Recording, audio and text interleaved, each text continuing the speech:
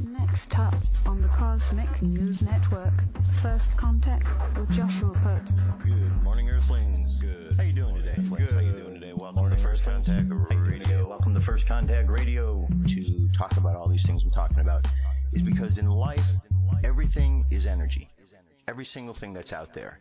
Yo, it's First Contact with Joshua Poet. He's the man on the mic, just in case you didn't know it.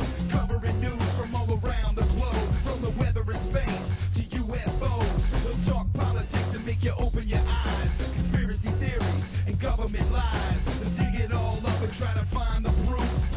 Cause it's time to demand the truth. It's time. First Contact Radio. We have time to demand the truth. It's time. First Contact Radio. We have time to demand the truth. It's time. First Contact Radio. It's time to demand the truth. Radio. We have arrived. First Contact Radio. It's time to demand the truth. Good morning, Earthlings. How you doing today? Welcome to First Contact Radio. We've arrived at the 2nd of July, middle of the week, Wednesday. We have a moon sign in Virgo. We have a sun sign in Cancer, just like it was yesterday, and as it will be through tomorrow. So we have the same basic alignments there energetically. We have a sun sign that is water and a moon sign which is earth. You know how those two things can work together. They can work really nicely, or you can just have a lot of mud, or you can have a lot of mud. You know, the water could dissipate all of the dirt in such a way that it just diminishes the whole dirt, makes it all muddy and ugly. Whereas the if you look at that as the ideas and the practicality in the physical world can overwhelm the ideas, the emotions, and the feelings.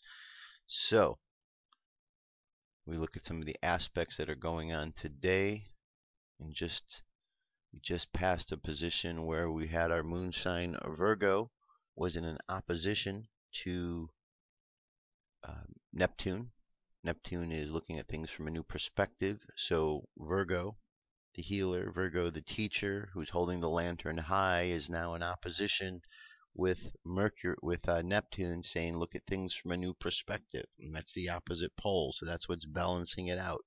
So whatever that hermit is looking to do, the hermit needs to look a little bit further, look a little bit differently at the way things are, see how things can be, the light can be shined even better in areas where it needs to shine. Now we have the sun is going to be in a sextile with the moon, so Cancer is going to be in a sextile with Virgo. Okay, so the sun, our feelings, are going to be in a good place, a good opportunity of manifestation with Virgo, the earthly realms, bringing things, that practicality of those feelings down into the world. And shortly after that, there's a lesson that's going to go on between Venus, our imagination, and Virgo. So we've got that practicality of the world and the imagination, and sometimes those two things meet together. And there's a lesson how to bring that imagination into the practical world. Again, another way for the hermit to shine the light. And then finally, later this afternoon, we have a trine, a nice, good, positive energy between Pluto, which is deep transformation, and the moon, Virgo. So the transformation in how the light is shined, and the triangle shows that there's something really good, positive about that. So the hermit learns even more ways to teach, to heal, to help. The numerology for today is the number 7. Here's how we arrived at the number 7. We added the 2 in instead of the 1, so 7 plus 2 plus 7, that's a 16. 1 plus 6 is 7. 7 is the numerology for today. So we've already seen, we know what the number 7 is. It's the charioteer. We've got right here. We also have the charioteer is the astrological sign representing Cancer. And then, of course, we have our Virgo, which is right down here. So we have the same players as yesterday. Okay, here, here. All right, so Virgo and so kind of gives you some ideas of what we're learning. So we have a whole month of learning these lessons. So that's really good because sometimes it takes a while to learn some of the things, understanding how to go back to the heart from a place of complete humility.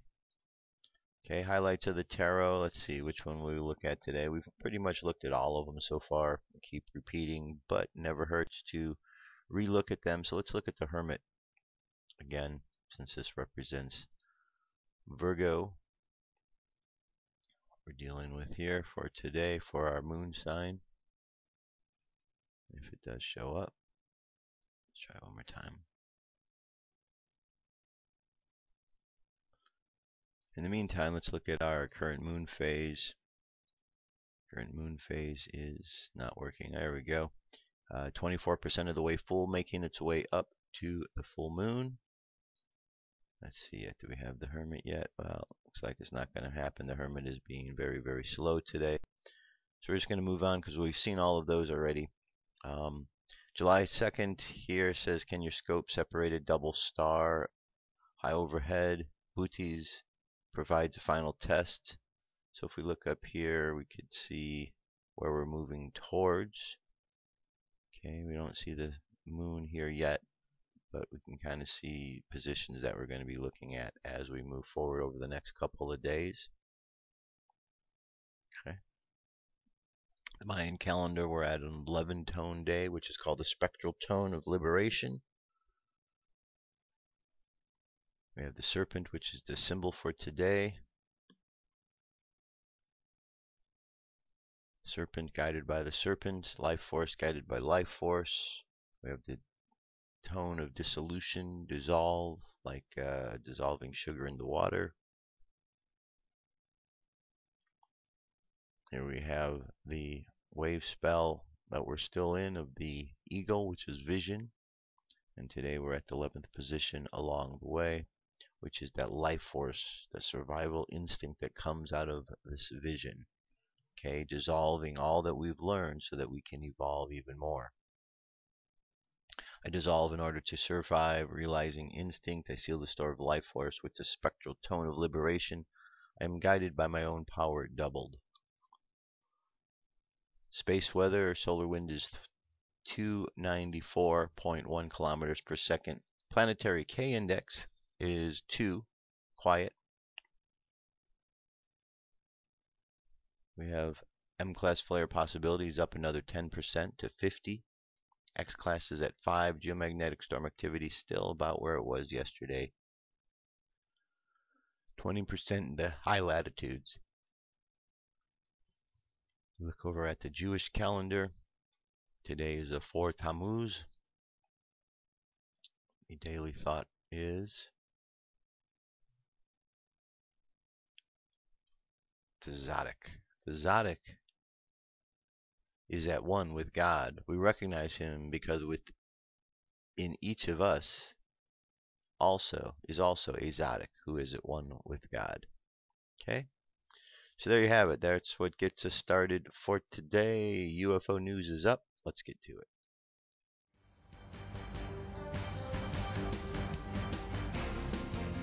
This is the UFO News with Joshua Poet. All right, Dirk, thank you very much. First story takes us out to an asteroid which claims to have a pyramid on it. An asteroid with a pyramid. All right. There we have right there a better image of it.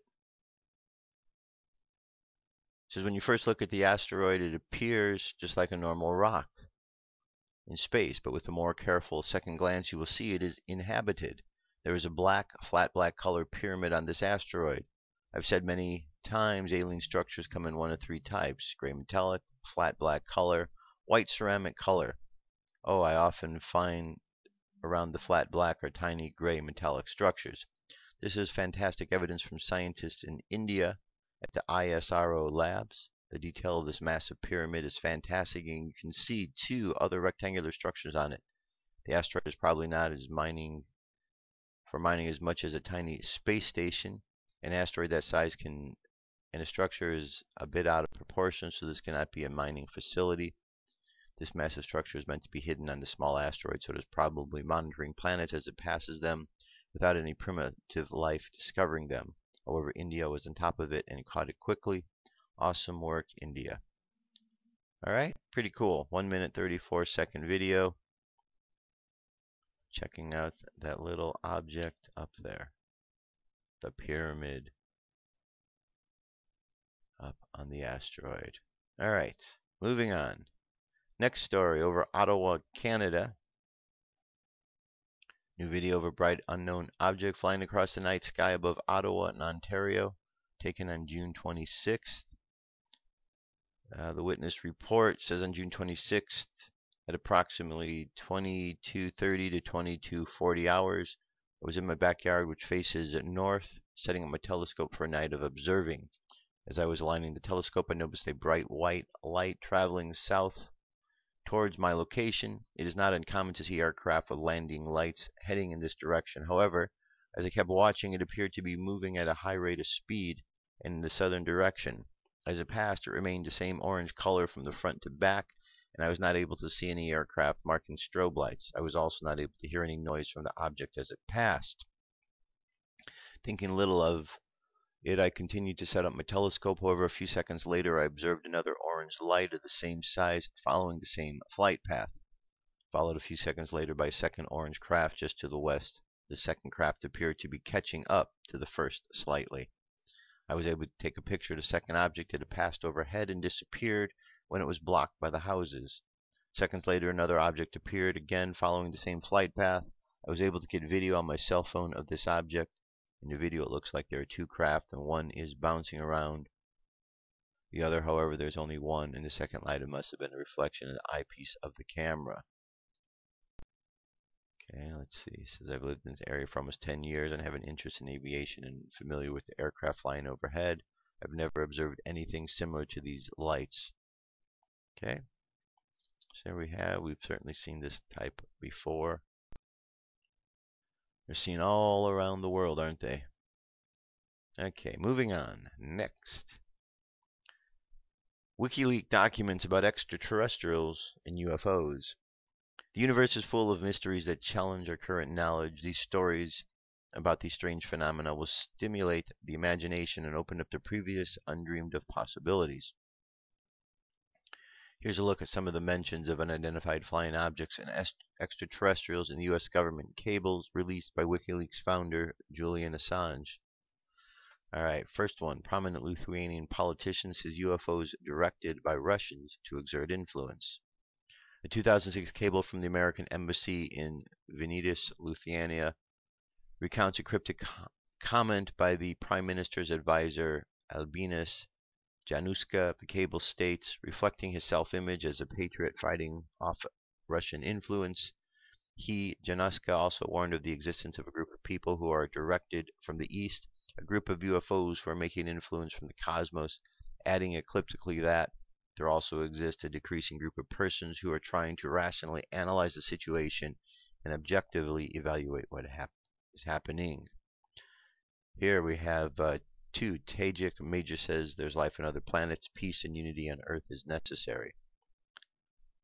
Tajikistan is a Central Asian country bordered by Afghanistan, Uzbekistan, Kyrgyzstan, and China. The mayor of the Tajik city of Dushanbe, Muhammad Ubdeliov, met with U.S. Ambassador Ken Gross in 2010. Gross summarized his meeting with Ubandiliov in a classified document later released by WikiLeaks. The talk mostly concerned opening an American corner in the city, upcoming elections, the losses suffered by the Tajiks and Americans in Afghanistan, and a dam project. But the topic of extraterrestrials also entered the conversations. Gross wrote, Umdiliov asserted the existence of life on other planets, caveating this by noting that we should focus on solving our problems on Earth. He quoted He's quoted as saying, "We know there is life on other planets. Now we must make peace here first." 3. UFO religion in Canada allegedly tries to clone humans. Says a group of unclassified documents, one listed as coming from the American Embassy in Ottawa and the other from the American Consulate in Montreal, expresses some concern over the Raelian religion in Canada. The Raelians believe humanity was created by extraterrestrials as a lab experiment. According to the documents, they had targeted high schools in the province of Quebec to persuade Roman Catholics to renounce their faith. The Raelians had even a plan to give students crosses to burn, according to the cables. Here we have other reference to extraterrestrials and UFOs in the Wikileaks documents include Belarusian Minister of Defense Yuri Zabodimban said in an unclassified cable that the ministry no longer investigates paranormal phenomena as it did in the Soviet times due to lack of funds. Another unclassified cable mentioned that Japan's Chief Cabinet Secretary Machimura believes the extraterrestrials have flown spaceships near Earth, and he was not happy about his government's first official dismissal of UFO reports. Another discussed the tsunami predictions by French author Eric Julien, who said that he was abducted by aliens. Cable states that Julien claimed that he received information psychically, learning that a comet fragment would crash into the Atlantic Ocean on May 25, 2006 and cause a giant tsunami. The prediction did not come to pass. Alright, so there's more to this. There's a source link to the article. You can find the video at firstcontactradio.com. Here we have, it says, folks, keep in mind these objects are always out there, recorded with wide-angle lens. I see everything every night, from birds to satellites. I try not to upload rubbish. 2-minute, 38-second video. Night vision camera. And of course, we always see lots of stuff here, don't we? Just kind of zipping ahead. There you go. You can see that thing right up the middle. And of course, we'll see more. There's a lot going on that gets captured.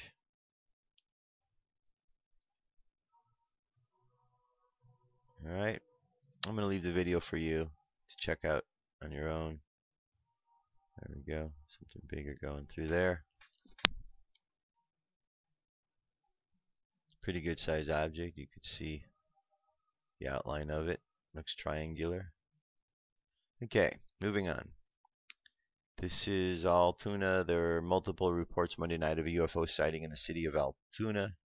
A few people called into WTAJ newsroom to tell us about what they saw. This is a video of that viewer took around 10:45 p.m. Monday night and sent to us. You can see an orange object that appears to be glowing, dancing across the sky. You can also see the object repeatedly disappear and then return to view. Alright. Let's just wait a second here and we shall see this video. Okay, this was 10:45 Monday night.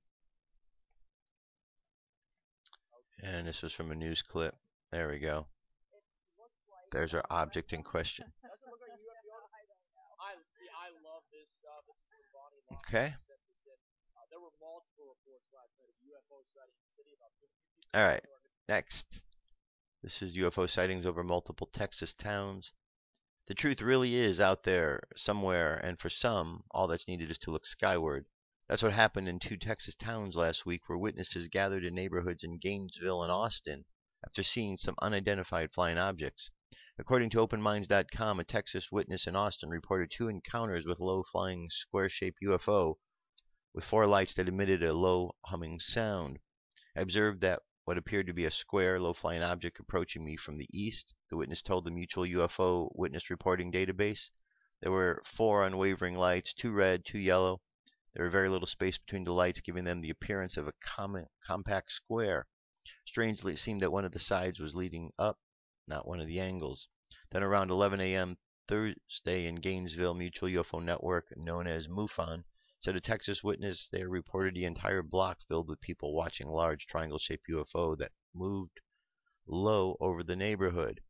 The lights lined up horizontally, and then right before it disappeared, the lights instantly lined up vertically, as if the object turned on its side and then sped away. Alright, so there you go, over Texas. And one last one. This is a crop circle. I'm not sure if we saw this one or not. It seems different than what we had seen. This was over the Czech Republic.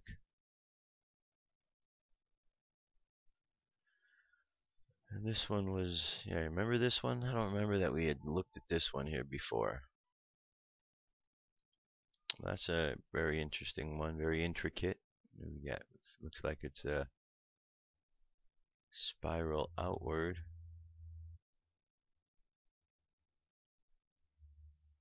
Kind of 1, 2, 3 spirals out. What, 3 rows? Is that what it's doing? Does it look like it's spiraling out to you? Kind of what it looks like. They all connect, right? Yeah. Do all connect. Alright, if you follow this one in, you can follow it all the way around back to the center point. Alright. It's very interesting, almost kind of like the solar system with the sun at the center. And there you have it. That is our UFO news for today. I'm going to jump away for a moment. I'll be back. I've got a lot more. Stay tuned. Come into our circle, Great Spirit. Fill our souls with peace.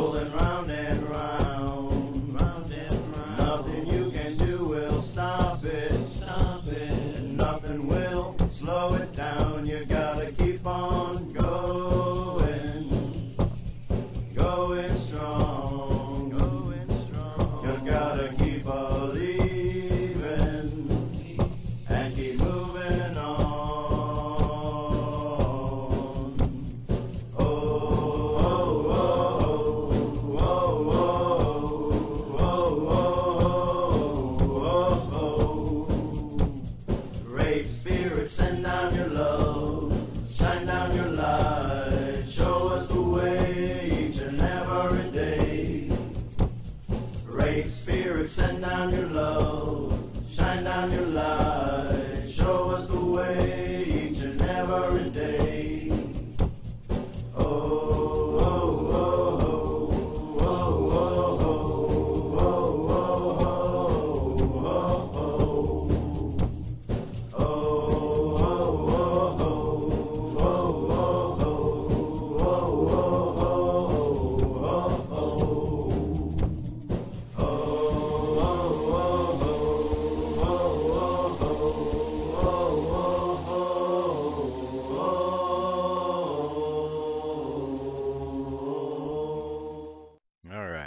Continuing on. So we're going to continue on with the Book of Urantia, but before we do, I got one article here I want to share with you. This is about the Denver airport. It says Whistleblower confirms secret underground base beneath Denver International Airport. Whistleblower, say 21st Century Wire, says or asks, who has been spending billions of dollars to construct the elaborate bunker network beneath America's busiest airport, complete with residential amenities and what appears to be fully functional continuity of government facility deep underground? A new DIA whistleblower has come forward to confirm many of the details of this story, which were previously only speculation. This is no conspiracy theory, and here's why.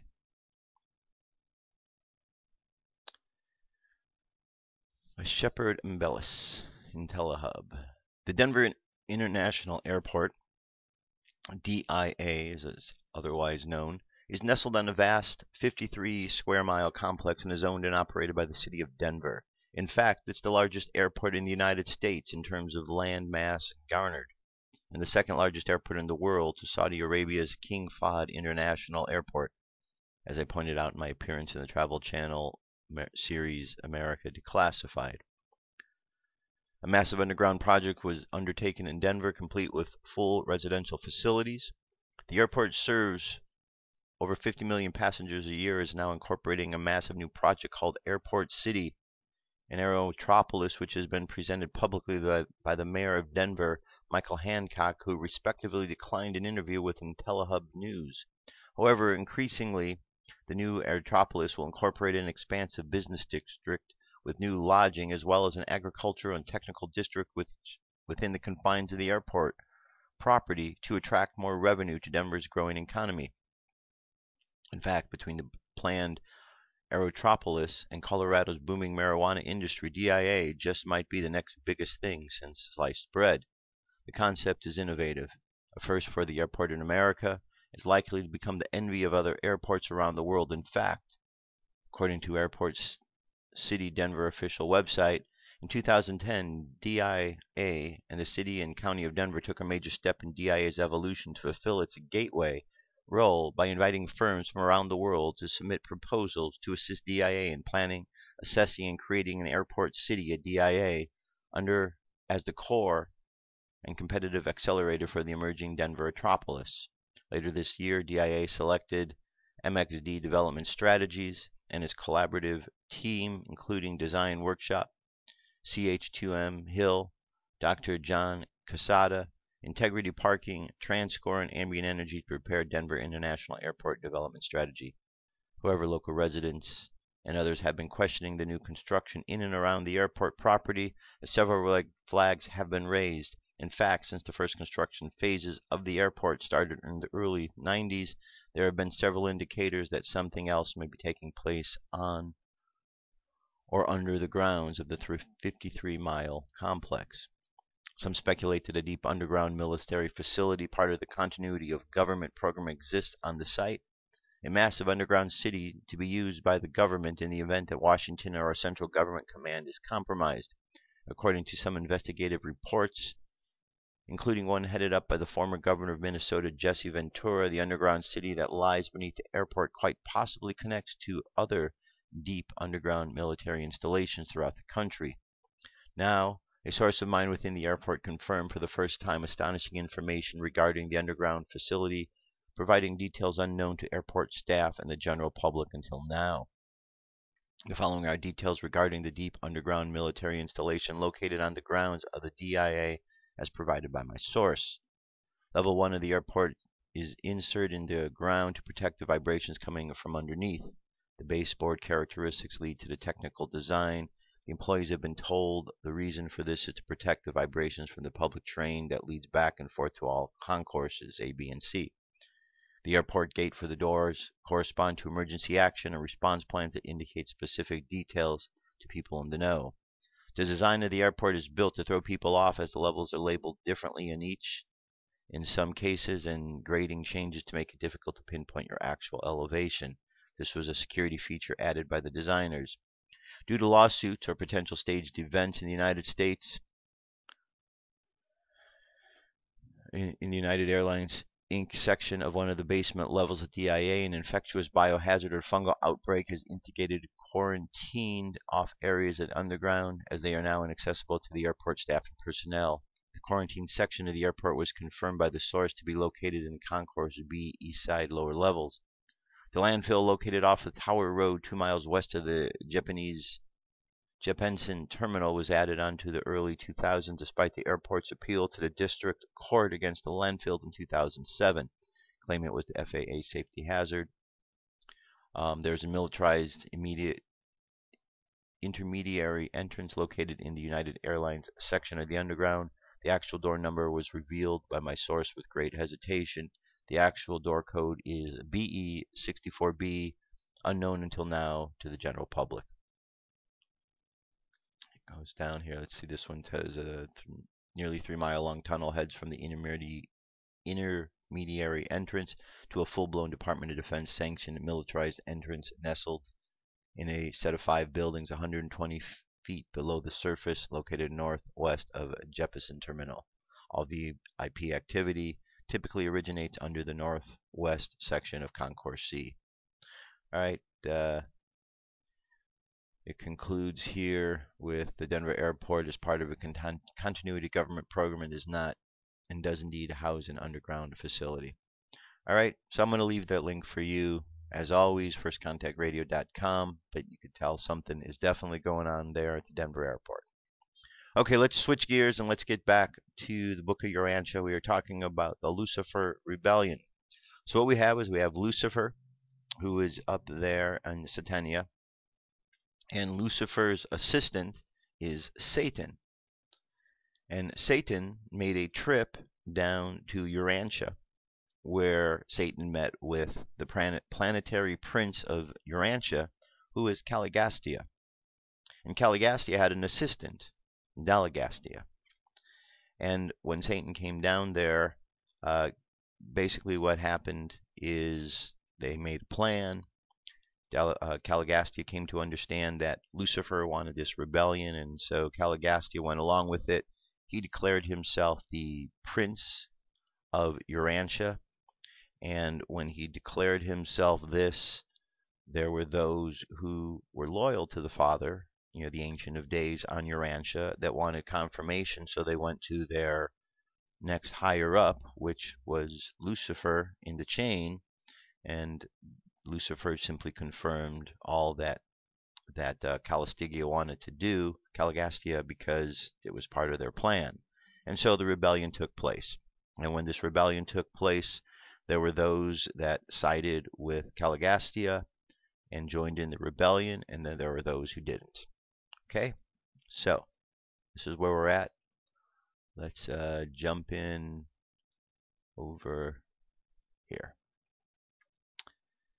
I'm going to reread a little bit of what I went over yesterday. It said the outbreak of the rebellion on Jerusalem, the capital Satania, was broadcast by the Melchizedek Council. The emergency Melchizedek were immediately dispatched to Jerusalem, and Gabriel volunteered to act as a representative of the Creator's Son, whose authority has been challenged. With this broadcast of the fact of the rebellion in Satania, the system was isolated, quarantined from her sister systems, and there was a war in heaven, the headquarters of Satania, and it spread to every planet in the local system. So this thing goes on for 7 years, in which they're having their battles. There was a character by the name of Van, who you'll hear more about, who stayed loyal and really kind of helped to set up this rebellion against Lucifer and Caligastia. So when the final roll was called, the corporeal members of the prince's staff were found to have aligned themselves as follows. Van and his entire court of coordination had remained loyal. Aang and 3 members of the food court had survived. The board of animal husbandry were all swept into rebellion, as were the animal conquest advisors. Thad and 5 members of the educational faculty were saved. Nod and all of his commission on industry and trade joined Caligastia. Hap and the entire College of Revealed Religion remained loyal with Van and his noble band. Loot and the whole Board of Health were lost. The Council of Art and Science remained loyal in its entirety, but Tut and the Commission on Tribal Government all went astray. Thus were 40 out of the 100 saved, later to be transferred to Jerusalem, where they resumed their paradise journey. The 60 members of the planetary staff who went into rebellion chose Nod as their leader. They worked wholeheartedly for the rebel prince, but soon discovered that they were deprived of the sustenance of the system life circuits. They awakened to the fact that they had been degraded to the status of mortal beings. They were indeed superhuman, but at the same time material and mortal. In an effort to increase their numbers, Dalagastia ordered immediate resort to sexual reproduction, knowing fully well that the original 60 of their 44 modified Anodite associates were doomed to suffer extinction by death sooner or later. After the fall of Dalmatia, the disloyal staff migrated to the north, to the east. Their descendants were long known as the Nodites, and their dwelling place, the land of Nod. The presence of these extraordinary supermen and superwomen, stranded by rebellion and presently mating with the sons and daughters of Earth, easily gave origin to those traditional stories of the gods coming down to mate with mortals, and thus originated the 1,001 legends of a mythical nature, but founded on the facts of these post-rebellion days, which had later found a place in folk tales and traditions of the various peoples whose ancestors had participated in these contacts with the Nodites and their descendants. The staff rebels, deprived of spiritual sustenance, eventually died a natural death, and much of the subsequent idolatry of the human race grew out of desire to perpetuate the memory of these highly honored beings in the days of Dalagastia. When the staff of 100 came to Urantia, they were temporarily detached from the thought adjusters. Immediately upon the arrival of Melchizedek receivers, the loyal personalities, except Van, were returned to Jerusalem, where they reunited with their waiting adjusters. We know not the fate of the 60 staff rebels. Their adjusters still tarry on Jerusalem. Matters will undoubtedly rest as they now are until the entire Lucifer rebellion is finally abdicated and the fate of all participants decreed. It's very difficult for such angels and midwayers to conceive the brilliant and trusted rulers like Dalagastia and Dalagastia going astray, committing traitorous sin. These beings who fell into sin did not deliberately or premeditatedly enter in rebellion. They were misled by their superiors, deceived by trusted leaders. It was likewise easy to win the support of the primitive-minded evolutionary mortals. The vast majority of all humans and superhuman beings who were the victims of the Lucifer rebellion on Jerusalem and on the various misled planets have long since heartily repented of their folly, and we truly believe that all sincere penitents will in some manner be rehabilitated and restored to the same phase of the universe service when the Ancient of Days finally complete the abdication of the affairs of Satania rebellion, which they so recently begun. It says great confusion reigned in Dalmatia, and thereabout for almost 50 years after the instigation of rebellion, the complete and radical reorganization of the whole world was attempted. Revolution displaced evolution as the policy of cultural advancement and radical racial improvement. Among the superior and partially trained sojourners in and near Dalmatia, there appeared a sudden advance of cultural status, but when these new and radical methods were attempted on the outlying peoples, indescribable confusion and racial pandemonium was the immediate result. Liberty was quickly translated into license by the half-evolved primitive men of those days. Very soon after rebellion, the entire staff of sedition were engaged in energetic defense of the city against the hordes of semi-savages who besieged its walls as a result of the doctrines of liberty which had been prematurely taught them. And years before the beautiful headquarters went down beneath the southern waves, the misled and mistaught tribes of the Dalmatia hinterland had already swept down in semi-savage assault on the splendid city, driving the succession staff and their associates northward. The Dalagastia scheme for the immediate reconstruction of the human society in accordance with his ideas of individual freedom and group liberties proved a swift and more or less complete failure.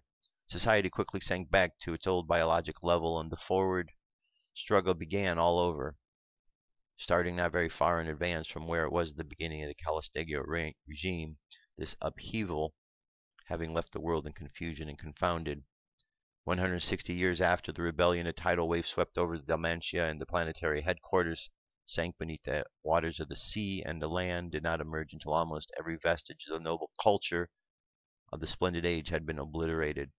When the first capital of the world was engulfed, it harbored only the lowest types of the Sanghic races of Urantia, renegades who had already converted the Father's temple into a shrine dedicated to Nog, the false god of light and fire.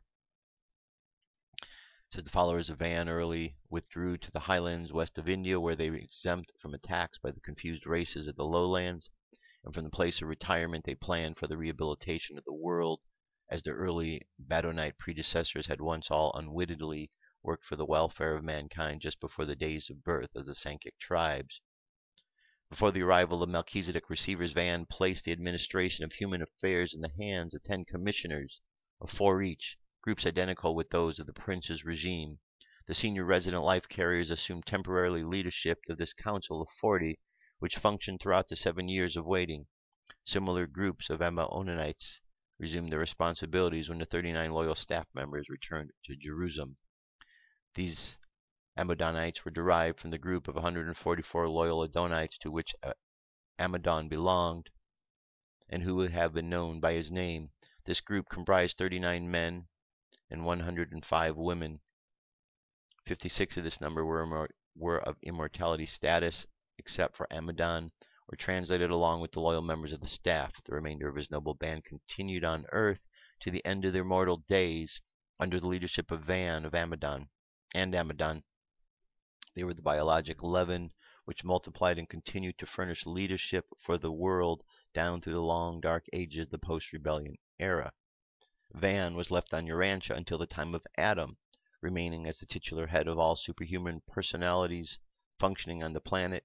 He and Ammon were sustained by the technique of the Tree of Life in conjunction with the specialized life ministry of the Melchizedeks for over 150,000 years. The affairs of Urantia were for a long time administered by a council of planetary receivers, 12 Melchizedeks confirmed by the mandate of the senior constellation ruler, the Most High Father of Nordletidiak.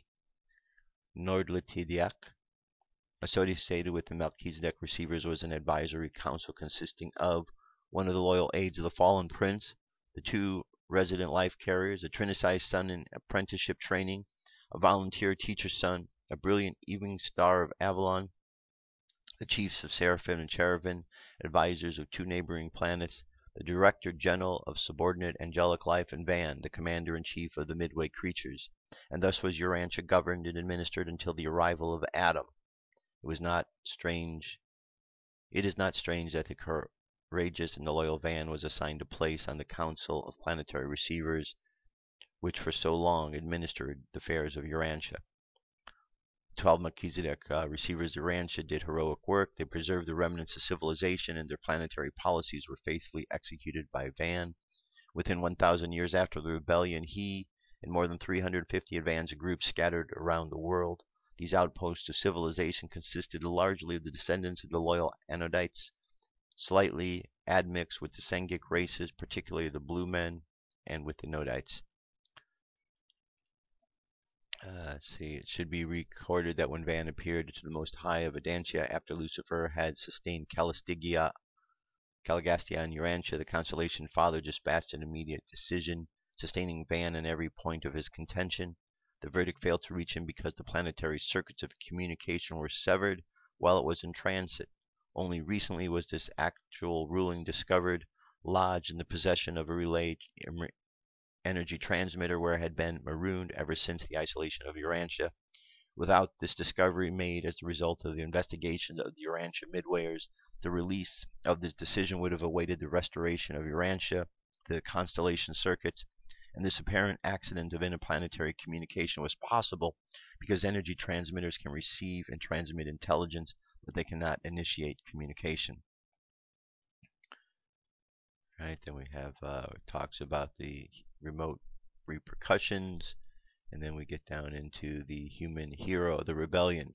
The Lucifer rebellion was withstood by many courageous beings and the various works of Satania, but the records of Salvington portray Ammon as the outstanding character of the entire system in his glorious rejection of the flood tides of sedition and his unswerving devotion to Van. They stood together unmoved in their loyalty to the supremacy of the invisible Father and his son Michael. At the time of the momentous transactions, I was stationed in Adentia, and I am still conscious of the exhilaration I experienced as I perused the Salvington broadcast, which told from day to day of the unbelievable steadfastness, the transcendent devotion, and the exquisite loyalty of this one-time semi-savage springing from the experimental to the original stock of the Adonic races. From Adentia up to the Salvington and even unto Uversa, for 7 long years, the first inquiry of subordinate celestial life regarding the Satania rebellion ever and always was what of Amadon and Urantia does he still stand unmoved. If the Lucifer rebellion had handicapped the local system and its fallen worlds, if the loss of the sun and his misled associates had temporarily hampered the progress of the constellation of Nolatadilek, then weigh the effect of this far-flung presentation of the in-spring performance of the one child of nature and his determined band of 143 comrades, and standing steadfast for the higher concepts of universal management and administration in the face of such tremendous and adverse pressure exerted by his disloyal superiors. And let me assure you, this has already been done more good in the universe of Nebadon and the super-universe of Orvanton than ever been outweighed by the sum total of all the evil and the sorrow of the Lucifer rebellion. And all this is beautifully touching and superbly magnificent illumination of the wisdom of the Father's universal plan for mobilizing the corpse of mortal finality on paradise, and for recruiting the vast group of mysterious servants of the future, largely from the common day of mortals ascending progressing, just as mortals as the impregnable Amadon. Okay, so quite interesting. There's more to the story. Go ahead and reread it over and over. When you reread through it, make some notes for yourself. You'll understand it much better. But we could see that, this rebellion is... We've heard of the Lucifer rebellion. We hear about it from the Bible, but we don't really hear all the details. This really gives us a lot more details. And we find out it just wasn't Lucifer. It just wasn't Satan. It was both of them together. And then you add in the Caligastia and the Dalagastia, and you have a whole group together that have been all lumped together as we know as the devil. Well, they were just misguided individuals. It wasn't one individual. It was a group of individuals. And they were misguided, and there you have it. All right, let's move on from there. From the book of Urantia, let's jump over now to an article at In5D. And this is an article by Michelle Walling. What most people do not know about manifestation. As the planet continues to raise her vibration towards a fifth dimensional frequency, the ability to manifest is becoming easier and faster. Ultimately, those who are awakened to the possibility of a new Earth are working towards manifesting this into reality and need to know the missing piece of manifestation in order to be successful co-creators.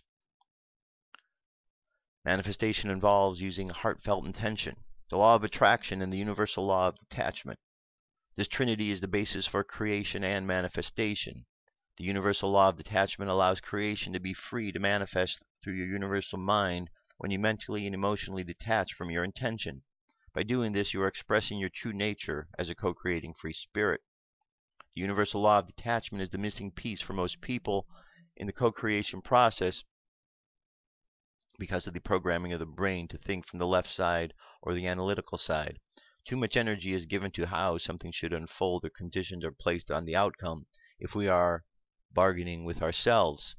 The power of allowance that exists in our right brain creative mind has been shut off from us by the toxic chemicals in the water, air, and food. Awareness of the dangers of fluoride, chemtrails, and GMOs will spark the changes needed to detox our pineal gland, which sparks right-brained activity. Connecting the heart with the creative power of the brain opens the door to our higher self to join us in this body to match the vibration of whatever we are imagining. Creation is a beautiful combination of geometric patterns, sounds, and light. This is the secret that has been withheld from us for thousands of years.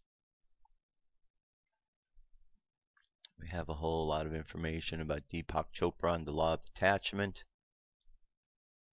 It says, on a broader scale, the universal law of detachment allows for the positive things in your life to stay and for the negativity simply to flow through you and fall away. In order to manifest a fifth dimensional vibration match for your body to the new earth vibration, one can follow the Trinity blueprint of manifestation. Heartfelt intention to make the choice to raise your vibration is the first step. We're never alone on this journey, and we have a spirit guides and guardian angels that are waiting by our side for us to use our free will in order to ask for assistance. Once intention is stated, we can drop expectations of how the guidance will come to us and begin to consciously think of already existing on a fifth dimensional planet. The imagination is a very powerful tool in the universal law of attraction and will become the way that we manifest instantly on the new earth via thoughts. Imagine being part of a unity consciousness which is filled with peace, love, and goodwill towards all people.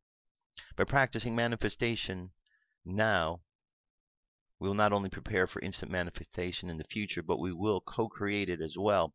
Keeping your thoughts positive and letting go of control of how something will manifest allows the God particle we all carry to shine through. Being yourself will make the manifestation process effortless and perfect. Fifth dimensional living is just around the corner. The connecting bridge is a road that goes on forever and is made of thoughts supported by guide wires filled with imagination and love. All right? It's a very good article there, Michelle. The link is available for others to read and check it out. But it's very important. You know, we've heard the laws of manifestation over and over and over to get a basic understanding of how they work or are supposed to work. And this law of detachment is very important. You know, basically the whole idea is that when we have an idea that we're going to manifest something, and we think about this idea, we have a limited amount of ways that we can imagine that this thing that we want to manifest. But the mind of God, which is much bigger than our mind, of which we are a small part, knows much greater how to manifest something than we do. And so part of being a magician is learning how to get out of the way of the energy that's coming through, because a magician is simply a channel for the energy. And so the magician uses the intention to create, but then the magician has to stand out of the way to allow the universe to do its part. Because otherwise, if we just keep trying and trying and trying and never let the universe do its part, then what's the point? But by allowing the universe to have its moment to shine, that's what the law of detachment is about. It's about detaching from the way something needs to happen to get done, to get the desired result. Because the desired result is what you intend to have. All the steps along the way, it's not really necessary for you to know and to figure all of those out.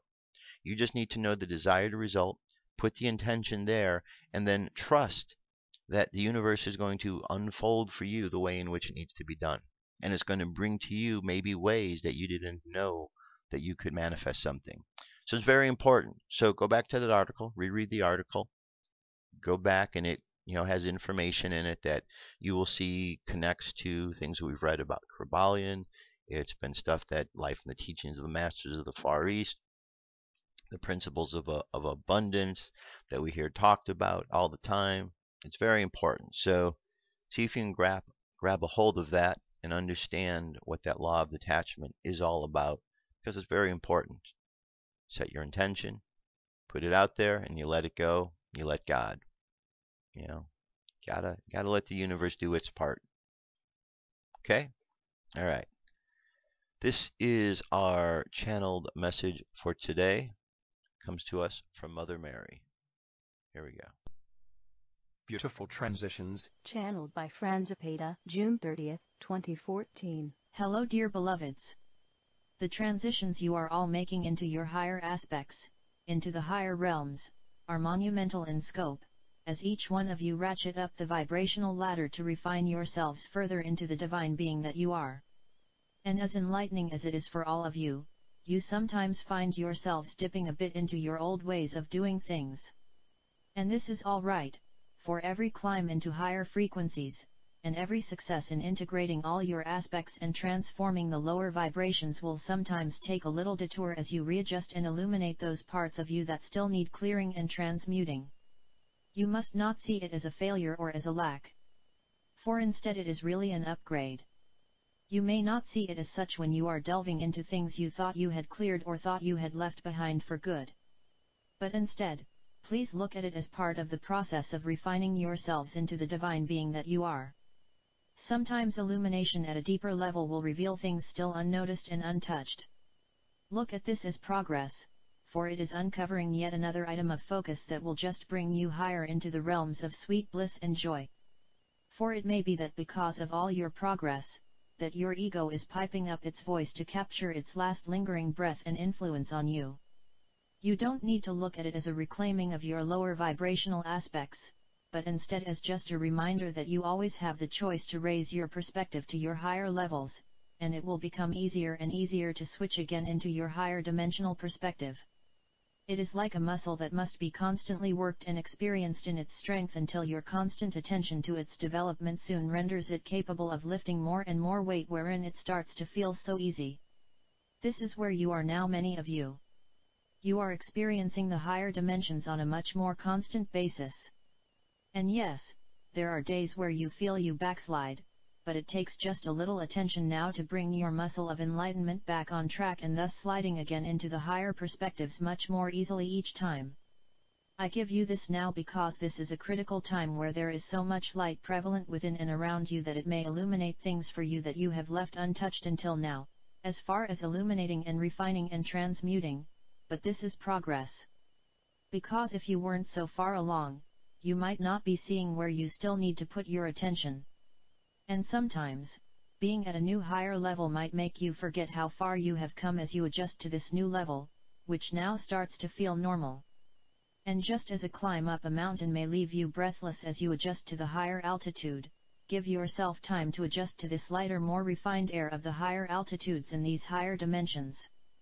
You are all progressing so beautifully, and the recent solstice energies have lifted many of you to such a large degree that many of you are soaring, and seeing things from this new height just gives you an advantage, to examine what you still want to discard or change in your life.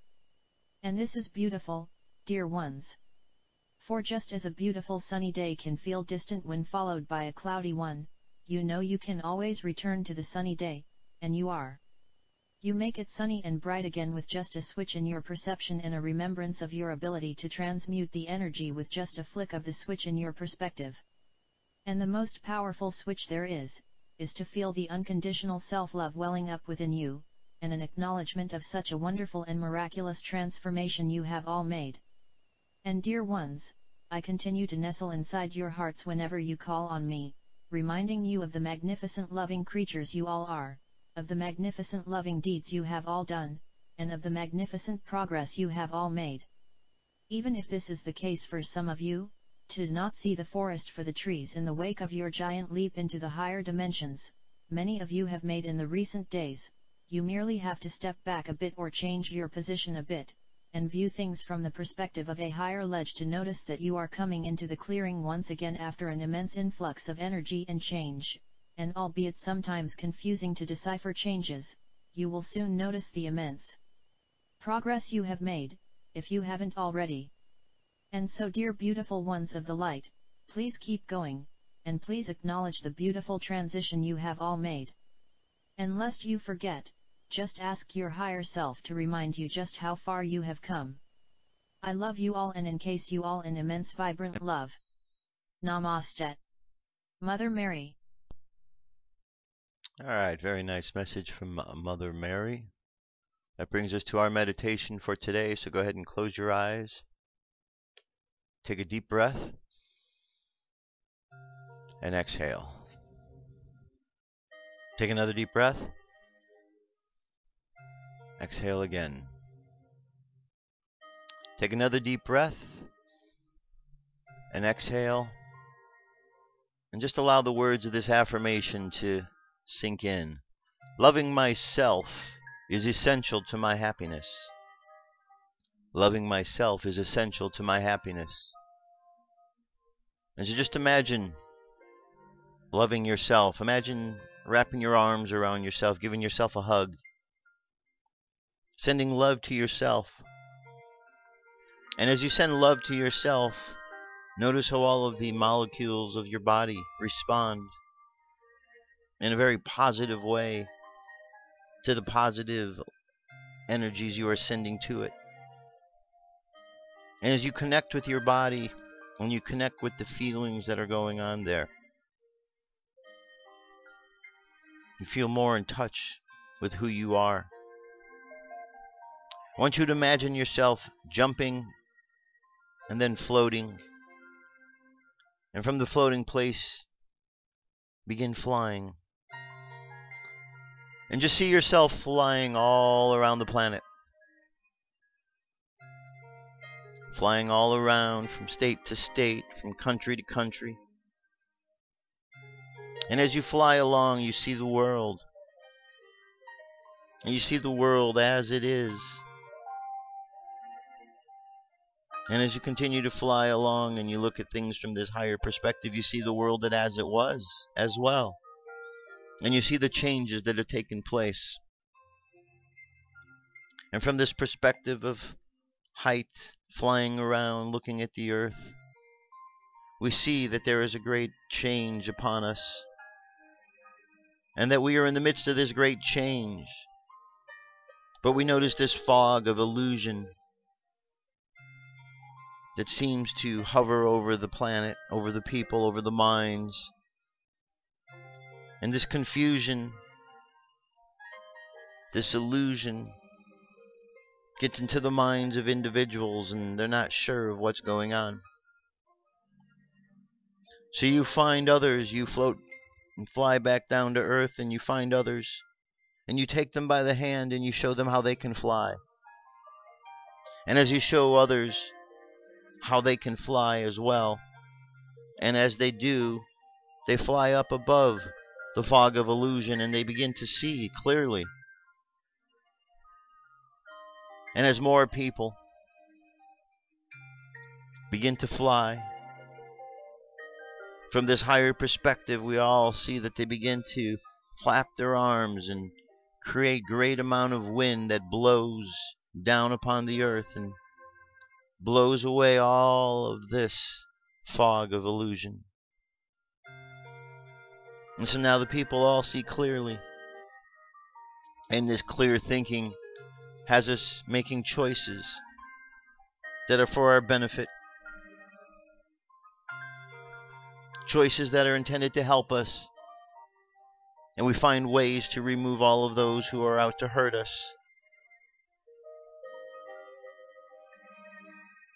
We find ways to replace all the leadership on this planet. Because we understand how it is become part of this fog of illusion that is no longer serving us. And as we continue to make these positive changes, we find that the world continually becomes a better and better place. And the more positivity we throw into the mix, the more we feel the vibes and the good big smile from the universal creator. For we know we are doing what we need to be doing. So just imagine sending light and love to the planet. Light and love that goes down into the minds of all beings upon the planet. Light and love that helps them to see clearly. And so let's just imagine going through the world today, seeing clearly what is truly taking place in the world, seeing clearly through the fog and through the illusions that might continue to show themselves. And let's just imagine ourselves being a beacon of light and truth in this fog of confusion. And then as we move through life like the hermit, we are shining this light bright, which shines truth and dissipates the darkness. So let's just imagine us shining that light bright simply by our presence. Let our subconscious mind continue on that journey, and let's bring our conscious mind back to the present moment on the count of 3. 3, coming back to the present moment filled with confidence. 2, coming back to the present moment filled with faith. And 1, coming back to the present moment, happy, healthy, and whole. Happy, healthy, and whole. Go ahead and take another deep breath. Exhale, and open your eyes. That's it, my friends. That is our show for today. Thank you very much for being here. Enjoy your day. Shine your light bright. And we'll make this place, this world, the world that we wish it to be. Remember, we've got the separation going on, so we want our consciousness, our focus to be on this new world, this new earth, these changes of positivity. And let all that other nonsense, all the other liars, the deceivers, let them go by themselves on their own place. They can go and kill themselves and fight themselves to death. We don't care. Because we're going to the new place, to the positive vibes. That's it. Love you. Talk to you tomorrow. Peace. I'm out of here.